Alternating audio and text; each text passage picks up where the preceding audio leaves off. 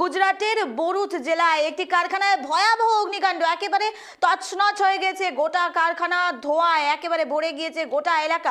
আগুনের লেলিহান শিখা একেবারে সাধারণ মানুষের মধ্যে আতঙ্ক তৈরি করেছে। একটি শিল্পাঞ্চল এলাকায় একটি কারখানায় এভাবে আগুন লাগায় কিন্তু যথেষ্ট উদ্বেগ তৈরি হয়েছে সাধারণ মানুষের মনে।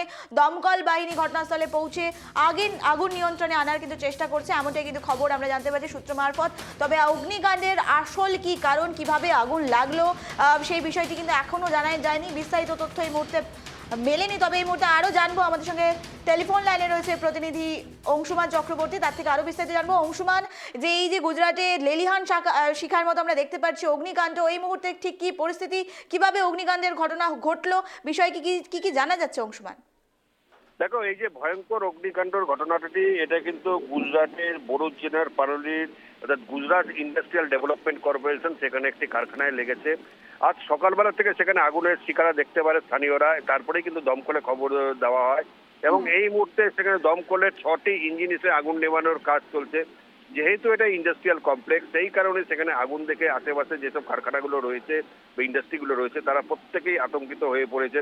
তবে আগুন লাগার কারণটা কি, কিভাবেই বা লাগলো, সেই সম্বন্ধে কিছু এখনো পরিষ্কার কিছু বলা যাচ্ছে না। তবে প্রাথমিকভাবে দমকল বিভাগের কর্মীরা যারা তারা কিন্তু অনুমান করেছে যে হয়তো শর্ট সার্কিট থেকে আগুন লাগতে পারে, কিন্তু আগুনকে কিন্তু এখনো নিয়ন্ত্রণে আনতে পারেনি। আগুনের শিখা বেড়েই চলেছে এবং মাঝে মাঝে যে ব্লাস্ট হয়, হয়তো কোনো গ্যাস সিলিন্ডার থাকলেও থাকতে পারে, সেই ধরনের ব্লাস্টের আওয়াজও কিন্তু মাঝে মাঝে পাওয়া যাচ্ছে। স্বাভাবিকভাবেই দমকলের কর্মীরা যতক্ষণ না আগুন না নেভানোর পরেই কিন্তু বোঝা যাবে তদন্ত করে যে আগুনটা কি কারণে লাগলো, কেনই বা লাগলো। তবে এই আগুন কিন্তু আশেপাশে সবার মধ্যে একটা ভয়ের সঞ্চার করেছে। অংশুমান, তোমার থেকে জানতে চাইবো, এই অগ্নিকাণ্ডের ঘটনার সময় শ্রমিকরা তারা কি কারখানার ভেতরে ছিলেন কিনা, কিভাবে কতটা ক্ষয়ক্ষতি হয়েছে সেই বিষয়গুলি কি জানা যাচ্ছে?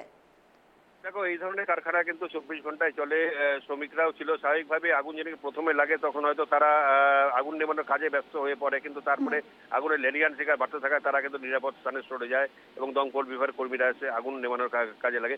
কিন্তু এই যে বিস্তারিত তথ্য ভেতরে ছিল নাকি, কতজন আহত হয়েছে নাকি, সেই সম্বন্ধে কিন্তু এখনো পরিষ্কার তথ্য আমাদের কাছে পৌঁছায়নি। তবে আমরা সমস্ত তথ্য নিয়ে নেওয়ার চেষ্টা করছি, নিয়ে কিন্তু অবশ্যই আমরা আমাদের টিভির মাধ্যমে সমস্ত দর্শকদেরকে জানাবো। তবে এই আগুন এখনো নিয়ন্ত্রণে আসেনি। 6টি দমকলের ইঞ্জিন কিন্তু আগুন নেভানোর কাজ করে যাচ্ছে। বেশ অংশুমান, কি মনে হচ্ছে 6টি ইঞ্জিন কি যথেষ্ট হবে? কারণ যেভাবে আমরা দেখতে পাচ্ছি একেবারে আগুনে লেলিহান শিখা পুরো বিস্তীর্ণ অঞ্চল জুড়ে কিন্তু কালো ধোঁয়ায় ছেয়ে গেছে। কি মনে হচ্ছে কত তাড়াতাড়ি এই আগুন নিয়ন্ত্রণে আসতে পারে অংশুমান? যেহেতু এটা একটা ইন্ডাস্ট্রি, সেই ইন্ডাস্ট্রিতে যে কোনো জিনিসের যেরকম বর্জ্য পদার্থগুলো থাকে, দাহ্য পদার্থগুলো থাকে, সেই দাহ্য পদার্থের উপর আগুন লাগলে সেটার জন্য কালো ধোঁয়া হবে। কাজেই যে ইন্ডাস্ট্রির মধ্যে আগুন লেগেছে, সেই যে ইন্ডাস্ট্রি ছিল তার মধ্যে বিভিন্ন রকম জিনিসপত্র থাকে, তৈলাক্ত মানে পেট্রোলিয়াম জাতীয় জিনিসপত্র থাকার সম্ভাবনা প্রচুর রয়েছে। কাজে সেইভাবে আগুন লাগলে কালো ধোঁয়া, কিন্তু যেভাবে আগুনটা লেগেছে 6টা ইঞ্জিন লাগাচ্ছে, এখনো কিন্তু দমকল বিভাগ নতুন করে আর ইঞ্জিন এখনো ডাকেনি। তবে 6টা ইঞ্জিন এই মুহূর্তে যেভাবে নামাচ্ছে তাদের হয়তো নিভিয়ে দিতে পারে, যদি সেই দায়িত্ব শেষ হয়ে যায় অথবা জলও যদি শেষ হয়ে যায় তাদের, তখন কিন্তু আরো ইঞ্জিন আসবে বলে মনে করা হচ্ছে। বেশ, ধন্যবাদ অংশুমান আমাদের সঙ্গে থাকার জন্য। যে বিষয়ের দিকে নজর রাখছি, গুজরাটে একটি কারখানায় ভয়াবহ অগ্নিকাণ্ড এবং দমকলে 6টি ইঞ্জিন সেখানে মোতায়েন করা হয়েছে। কি কারণে অগ্নিকাণ্ড সে বিষয়ে কিন্তু এখনো জানা যায়নি।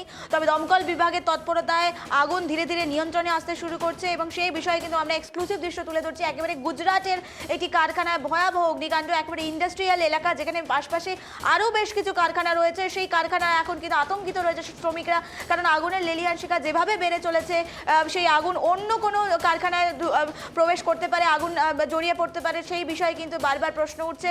সেহেতু দমকল বিভাগ তৎপর রয়েছে। দমকল বিভাগে 6টি ইঞ্জিন ইতিমধ্যেই মোতায়েন করা হয়েছে। পরিস্থিতি ধীরে ধীরে নিয়ন্ত্রণে আসছে এমনটাই কিন্তু জানা যাচ্ছে।